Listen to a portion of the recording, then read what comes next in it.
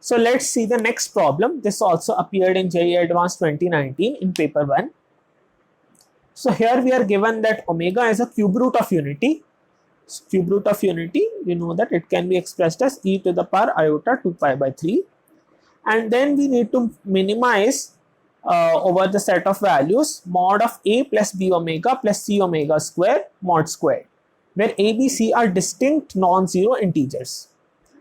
So like if I would have just wanted to choose all of them to be 0, then I could have made the expression 0 also, right? But that I can't do. So let's see what it is.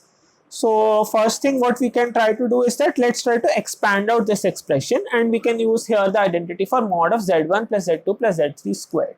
So this is going to be mod of a square plus mod of b square, b omega square plus mod of c omega square squared plus twice the real part of a conjugate b omega plus twice the real part of b omega conjugate c omega square plus twice the real part of a conjugate c omega square.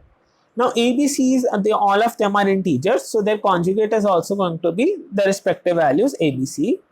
And you can also now use this identity that real part, suppose if alpha is real, then real part of alpha times z. Okay, so z in general can be complex.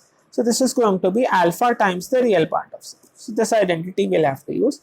And also we can check that mod of a square, b square, c square is just going to be a square plus b square plus c square, right? So this is going to be plus b square times mod of omega square, and mod of omega square is 1.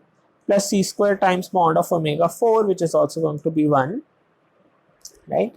Plus twice ab times real part of omega plus twice bc times real part of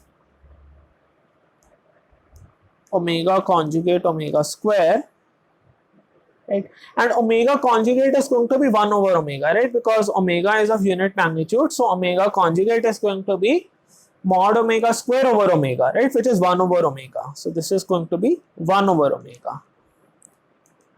Then I have plus twice ca, the real part of omega square. So overall I am going to get a square plus b square plus c square plus 2ab. So now let's see what is the real part of omega. So this, if we expand out, is going to be cos of 2 pi by 3 plus iota sine 2 pi by 3, right? So it lies somewhere here. And you know that cos of this value, if you compute, it's going to be minus half plus iota times root 3 by 2. So the real part of omega is going to be minus a half plus 2bc times again real part of omega, which is minus a half, plus 2ca times real part of omega square. Now omega square is going to be e to the power iota 4 pi by 3, okay, and which is equal to actually omega conjugate itself, because so here I have this point 2 pi by 3, and here I have this point which is 4 pi by 3. Okay, so there's 2 pi by 3, 2 pi by 3, 2 pi by 3. So actually omega square is also omega conjugate, because actually we saw that omega square is going to be 1 over omega because omega cube is 1.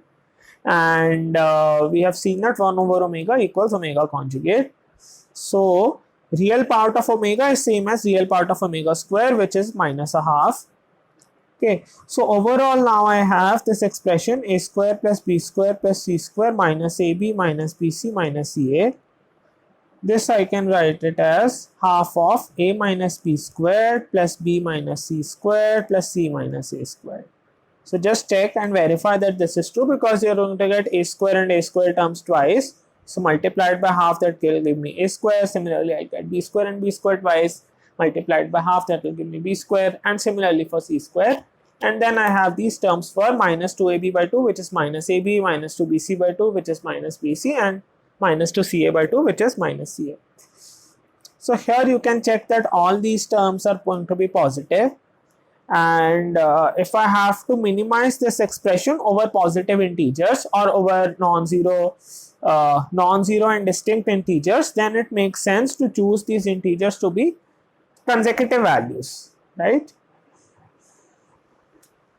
So I can suppose if I choose them to be 1, 2 and 3 which are consecutive values, then this is my a minus b, b minus c and then a minus c. So I have to minimize this expression which is sum of squares.